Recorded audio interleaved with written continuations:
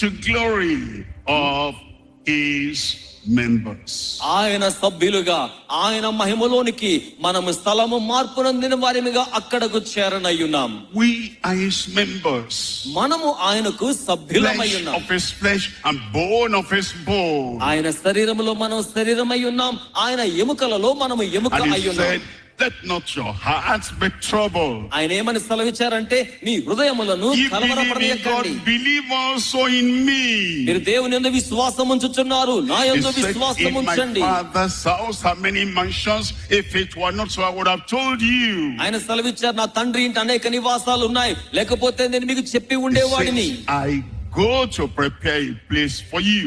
కనుక నేను వెళ్ళి మీకోసం స్థలం సిద్ధం చేయడం కోసమే వెళ్తున్నా. And when I go to prepare a place for you, I will come again and receive you unto myself.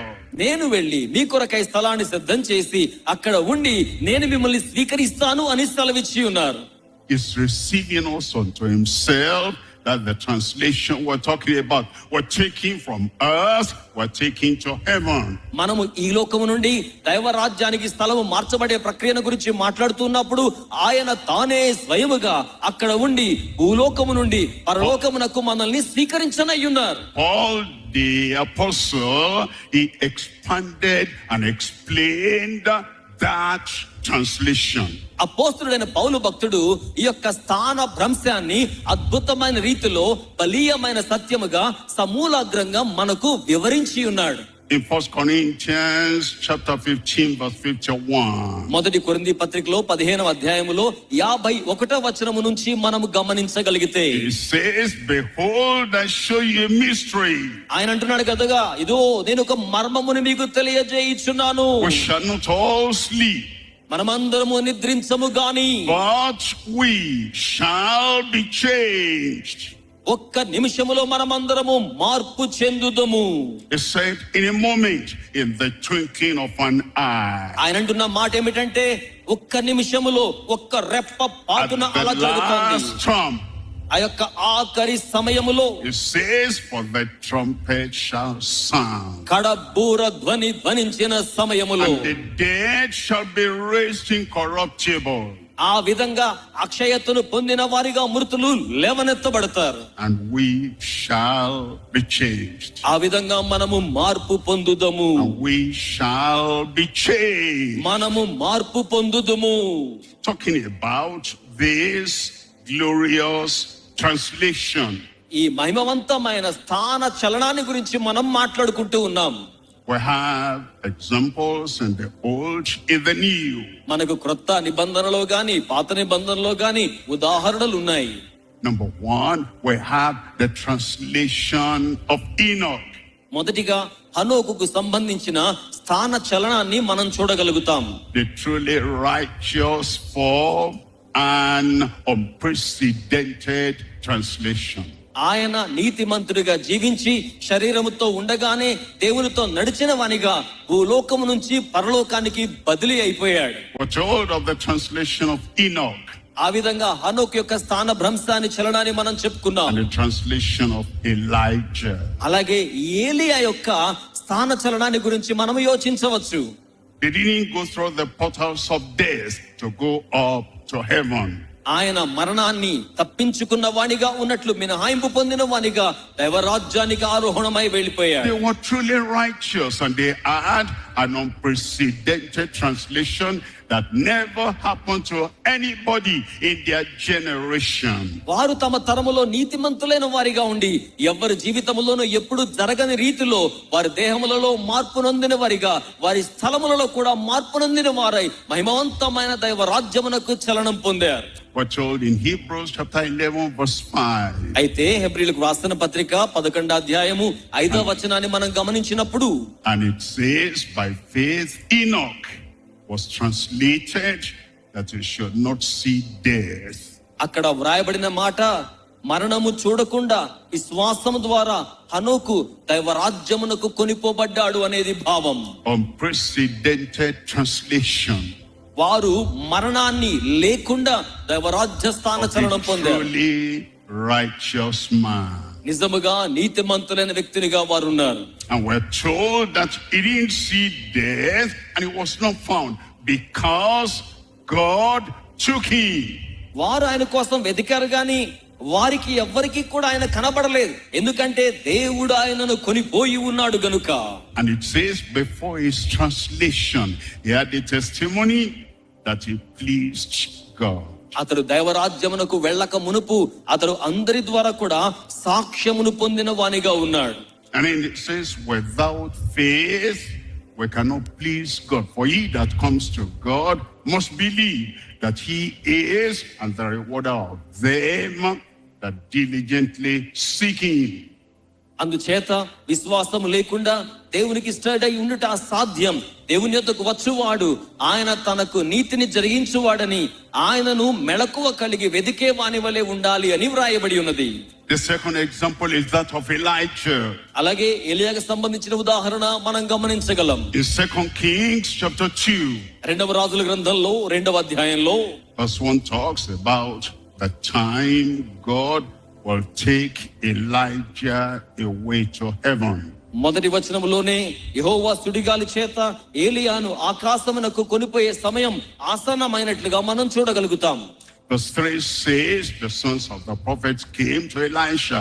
Do you know that God, the Lord, will take your master away today?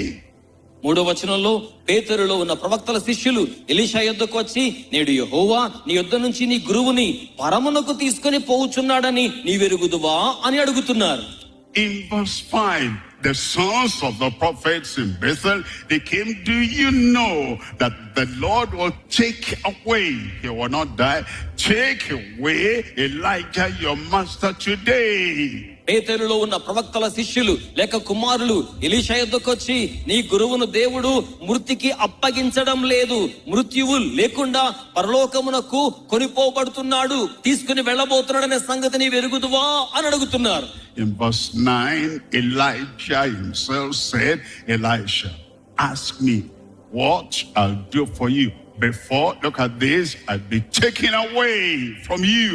9వ వచనంలో వారి దాటిపోయిన తరువాత ఏలియా ఎలీషాను చూచి, నీ యొద్ద నుంచి తీయబడక మునుపు నీ కొరకు నేను ఏమి చేయకూడదునో దానిని అడుగు అని చెప్తూ ఉన్నాడు. In verse 11, as they were talking and moving on, a chariot came from heaven of horses and took Elijah away, and he tells us where, took him away to heaven. 11వ వచనంలో వరింకను మాట్లాడుతూ వెళ్తూ ఉన్న సమయంలో అగ్ని రథములు అగ్ని గుర్రములు కనబడి వీరిద్దరిని వేరుపరిచాయి. ఏలియా సుడిగాలి చేత ఆకాశమునకు ఆరోహణమై వెళ్ళిపోయాడు. It's a picture of what is going to happen to the church at the end of time. అంత్య దినములయందు సంఘమునకు జరిగించబడబోతున్న కార్యమును ఈ సాదృశ్యముగా దేవుడు ఈ రీతిగా చూపించి ఉన్నారు. Look at our triumphant redeemer. ఈ రోజున మన విమోచకుని ద్వారా మనకు సంక్రమిస్తూ ఉన్న విజయోత్సవమైన కార్యాన్ని చూడండి. A triumphant redeemer and his undeniable translation. ఆయన యొక్క ఏమాత్రం ఆక్షేపణ లేని దైవరాజ్య స్థాన చలనాన్ని గురించి విజయవంతమైన విమోచకుని కార్యాన్ని మనం ఇక్కడ It చూడగలుగుతాం. happened to Christ, our Lord and Savior. క్రీస్తు మనకు రక్షకునిగా విమోచన And it జరిగించిన will వానిగా happen to us, the followers of Christ. ఆయన మనల్ని క్రీస్తును అనుసరించే వారిగా చేసి ఉన్నాడు. In Luke chapter 24, verse 51, we're told, లూకా సువార్త 24:51లో మనకి ఏం చెప్పబడుతోంది అంటే, he blessed the people, and while he blessed them, he was taken and carried away to heaven.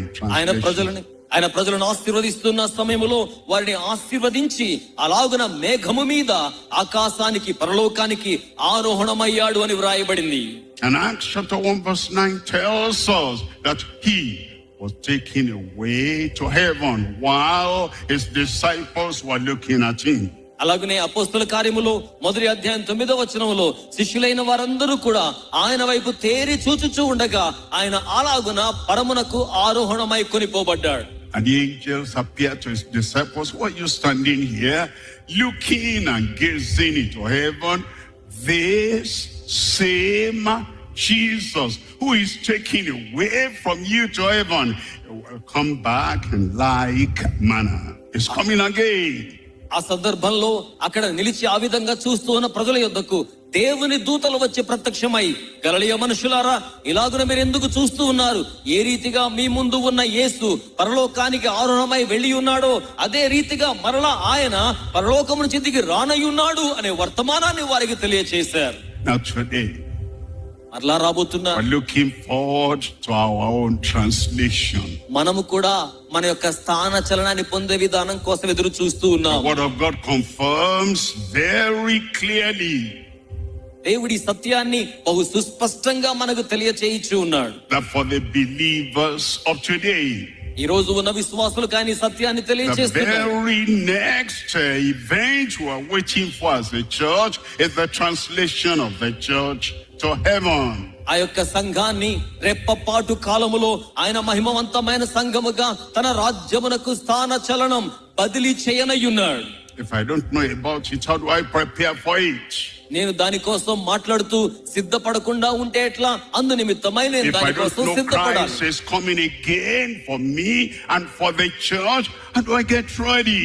కనుక దేవుడు నా కొరకు సంఘం కొరకు రాబోతూ ఉన్నాడు గనుక అందుకోసం నేను సంసిద్ధం కావాలి.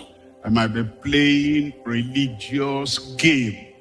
నేను కేవలం మత సంబంధమైన సంగీతాన్ని ఆనందిస్తూ ఉంటే కుదిరిపోదు. Might be concentrating on looking for things on earth because I do not know how soon, how imminent Christ is coming and he'll take the church away. The translation of the people that are presently redeemed and ransomed and righteous, following after the steps of Christ.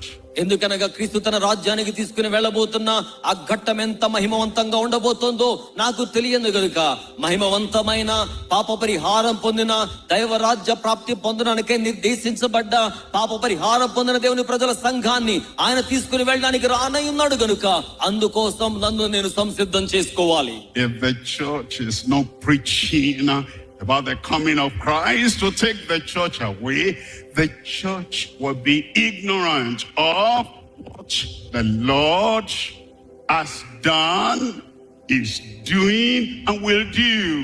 సంఘము గనుక క్రీస్తు త్వరగా రాబోతున్నాడని ఆయన చేస్తున్న కార్యముల గురించి అవగాహన కలిగి ఉండి ఆయనతో కూడా దైవరాజ్యానికి వెళ్ళాలి అనే అవగాహనలో ఉండకపోయి ఉంటే అసలు యేసు చేస్తున్న కార్యానికి సంబంధించిన అవగాహన లేని అజ్ఞానములో ఉన్నట్టుగా భావించాల్సి వస్తుంది. If the prayers of the church and సంఘం the యొక్క prayers ప్రార్థన are only for the things on earth, how do we desire and get ready for the coming of the Lord to translate us to heaven? సంఘం యొక్క ప్రార్థనలు, సంఘములో ఉన్న వారి యొక్క ప్రార్థన అభ్యర్థనలన్నీ కూడా తాత్కాలికమైన కార్యాల కోసమే అన్నట్టుగా కాకుండా ఇదిగో ఆయన త్వరగా రానై ఉన్నాడు, మహిమవంతమైన దేహాలతో మనల్ని మార్పు చెందించునై ఉన్నాడు, మనమున్న స్థానము నుంచి తను ఉన్న దైవ రాజ్యానికి చేర్చబోతున్నాడు అనేది మన యొక్క సంఘ ప్రార్థనగా ఉండాలి. We're told in 1 Thessalonians chapter 4. అందుచేతనే మొదటి దెస్సలోనికే పత్రిక 4వ అధ్యాయంలో ఈ రీతిగా Reading చెప్పబడింది. there from verse 14. 14వ వచనం నుంచి మనం పఠించడం ప్రారంభిస్తే It says, for if we believe that Christ Jesus died and rose again, యేసు మృతి పొంది తిరిగి లేచెనని మనము నమ్మిన ఎడల, even so it says them also which sleep, which die, and they were believers before they died, they slept in Jesus, will he also bring what God bring with him. అదే ప్రకారము యేసునందు నిద్రించిన వారిని దేవుడు ఆయనతో కూడా వెంటబెట్టుకుని వచ్చును అనే ప్రభు మాటను మేము మీకు ఈ రీతిగా తెలియచేస్తున్నాము అని వ్రాయబడింది. He'll be coming with the saints who have died already with him. He'll come with them to come for the saints who are now on earth. ఇప్పటికే మృతి నొంది ప్రభుతో కూడా ఉన్న పూర్వకాలానికి సంబంధించిన పరిశుద్ధులందరూ కూడా ఆయనతో పాటుగా రానయ్యున్నారు. And says, it goes on in the next verse, and it says, for this we say unto you by the word of the Lord. కనుక దేవుని యొక్క వాక్యమును బట్టి, దేవుని యొక్క వాక్కు ద్వారా ఈ సత్యము మీకు తెలియచేయబడి ఉన్నది. That we which are alive now and will remain unto the coming of the Lord shall not prevent them which are asleep. అదేమిటంటే ఆ మీదన సజీవులమై నిలిచియుండు మనము వారితో కూడా ఏకముగా ప్రభువును ఎదుర్కొనుటకు ఆకాశ మండలమునకు మేఘముల మీద కొనిపోబడుదుము. Another great revelation, because it says in the next verse. తర్వాత వచనంలో ఈ గొప్ప ప్రత్యక్షతకు సంబంధించిన అవగాహన మాటలు వ్రాయబడి ఉన్నాయి. It says, for the trumpet shall sound. కడ బూర ధ్వనిస్తోంది అని చెప్తూ And ఉన్నాడు. the Lord shall descend from heaven. ప్రభు పరలోకమందుకు మధ్య భాగానికి రానయ్యున్నాడు. With a shout, with the voice of the archangel. ప్రధాన దూత శబ్దముతోను అలాగుననే దేవుని బూరతోను ఆయన రానయ్యున్నాడు. And then when it says with the trump of God, and the dead in Christ shall be raised incorruptible. ప్రధాన దూత శబ్దముతో దేవుని బూరతో ప్రభు పరలోకం నుంచి దిగి వచ్చినప్పుడు క్రీస్తునందునైన మృతులు మొదటగా అక్షయమైన దేహాలతో లేచేవారిగా ఉంటారు. They are the ones that saints to be raised first. వారు మొదటిగా లేవనెత్తబడ్డం కోసం దేవుని చేత ముందుగా నిర్ణయించబడి ఉన్నవారు. And then it says, we which are alive అప్పుడు ఆ మీదట సజీవులమై నిలిచి ఉన్న మనము and కూడా remain shall be caught up together with them in the clouds. వారితో కూడా ప్రభువును ఎదుర్కొనుటకు ఆకాశ మండలమునకు మేఘముల మీద కొనిపోబడుదుము. It says to meet the Lord in the air. ఇక్కడ వ్రాయబడిన మాట ఏమిటంటే గాలిలో ఆకాశ మండలపు మధ్య భాగములో ప్రభువుని కలుసుకొనడానికి మనం ఆ రీతిగా ఆయన ఎదుర్కోవడానికి సంసిద్ధమై వెళ్ళబోతూ ఉన్నాం. And so shall we ever be with the Lord. కనుక నిరంతరం ఇక మీదట సదాకాలము మనం ప్రభువుతో కూడా ఉంటాం. That's the translation of the church. ఇది సంఘానికి సంబంధించిన స్థాన చలనాన్ని గురించి. To Enoch and Elijah. హనోకు ఎలియాను గురించి మనం అధ్యయనం చేశాం. Upon to Christ, a Savior, Redeemer. అలాగే మన రక్షకుడు విమోచకుడు ఎలాగున అర్హమయ్యాడో మనం చూచి వచ్చాం. And to happen to the believers who have come into the kingdom through the transaction on the cross of Calvary. క్రీస్తు శిలువ ద్వారా శిలువ యాగము ద్వారా చేసిన ఆధ్యాత్మిక లావాదేవీని బట్టి దైవరాజ్య ప్రాప్తి పొందడానికి సంసిద్ధమైన దేవుని బిడ్డలు పొందబోతున్న It's స్థానం. important for everyone. ఇప్పుడు ఇది అందరికీ వర్తింప చేయబడేది. Indispensable for everyone. ఇది ప్రతి ఒక్కరికి సాధ్యమయ్యే కార్యం. Come to God through the transaction of Jesus Christ. యేసుక్రీస్తు ప్రభువుల వారు చేసిన ఆధ్యాత్మిక లావాదేవీ ద్వారా యేసు చెంతకు రండి. Allow the grace of God to transform your life. అలాగే ఆయన కృప ద్వారా మీ జీవితములను రూపాంతరపరచుకోనండి. And keep on living in that transformed, triumphant, righteous life. And when He comes, when the saints are going in, you'll be one of them. ఆయన రూపాంతరపరచిన జీవితాన్ని బట్టి, విజయవంతమైన జీవితాన్ని బట్టి ఆయన కొరకై ఎదురు చూచుచు ఒక రోజున ఆయన తను ఉన్న స్థలములోనికి మనల్ని తీసుకుని వెళ్ళబోతున్నారనే ఆ యొక్క స్థాన చలనం గురించి అవగాహన కలిగి ఉండండి. The work is done.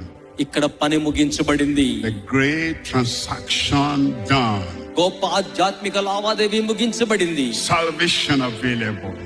ఆయన రక్షణ భాగ్యమనిచ్చారు. The grace of God available for everyone. దేవుని కృప ప్రతి వారికి అందుబాటులో ఉన్నది.